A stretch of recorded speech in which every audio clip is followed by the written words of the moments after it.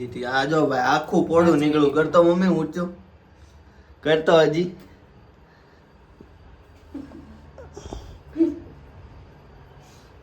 આખું પોળું નીકળ્યું છે ભાઈ સમજો.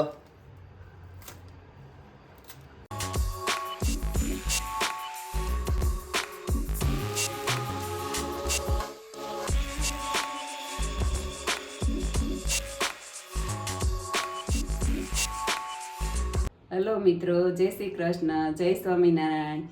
આજે આપણે તલની ચીક્કી બનાવવા જઈ રહ્યા છીએ. વ્હાઈટ તલની ચીક્કી બનાવવાની છે. એમાં શું જો હે? વ્હાઈટ તલ, ગોળ, પછી અને થોડુંક તેલ. તલને શેકી નાખવાના છે.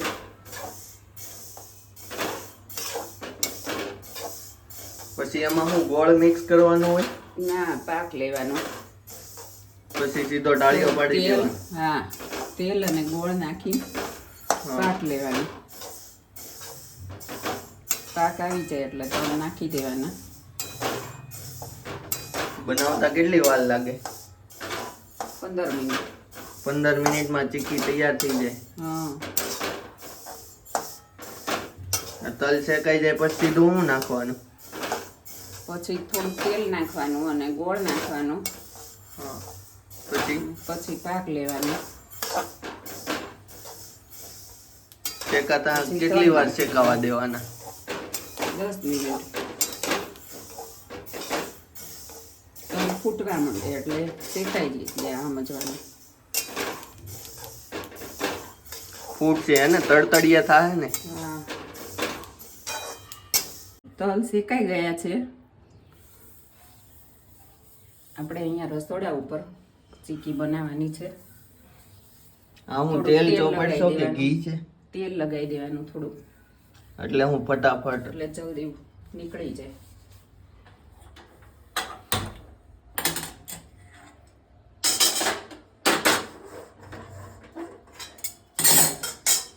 હવે તેલ નાખવાનું.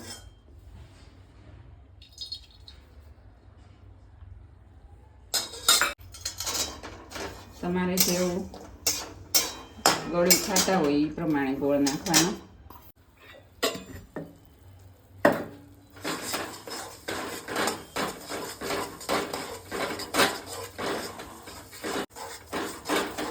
હું તેલ ને ગોળ ને બે ને મિક્સ કરી દેવાનો. પછી હા, એક રસ થઈ જાય પછી તલ નાખવાના શેકેલા. થોડોક પાક આવવા દેવાનો.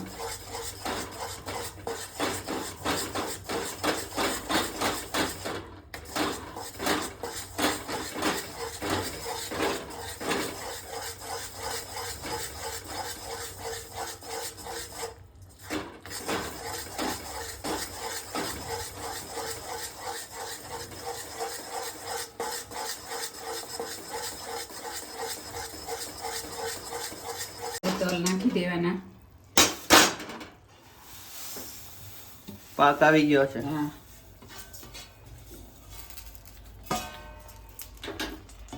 ગેસ બંધ કરી દેવાના.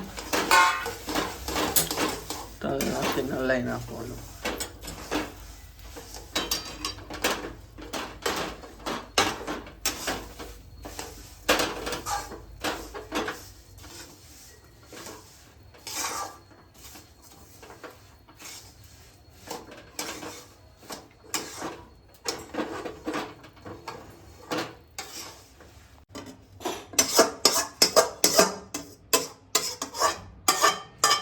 હવે અહીંયા હું વાટકીમાં થોડુંક પાણી લઈ પછી વણી નાખવાની ચીક્કીને.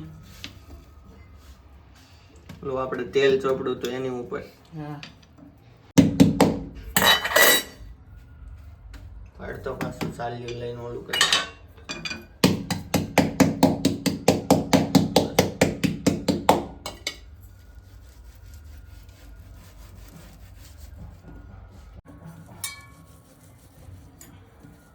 થઈ ગઈ ચીક્કી.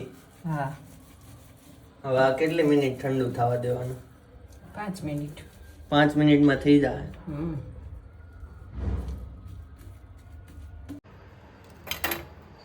થઈ ગઈ રેડી. હા. કેટલી વાર આમ રેવા દીધી હતી. આ જો ભાઈ આખું પોળું નીકળ્યું. કરતો મમ્મી ઊંચું કરતો હજી.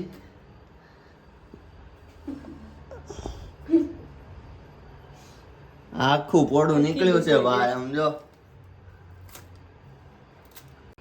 ભારતના નકશા જેવું થઈ ગયું. હે પેલા ભગવાનને ધરાવવાની છે. હે હા પછી તો ભાઈ ખાઈ લેવું. પેલા ભગવાનની પ્રસાદી રેડી થાય છે. ઓ આમ જો આખા પોળા નીકળે છે હો. પણ કા હા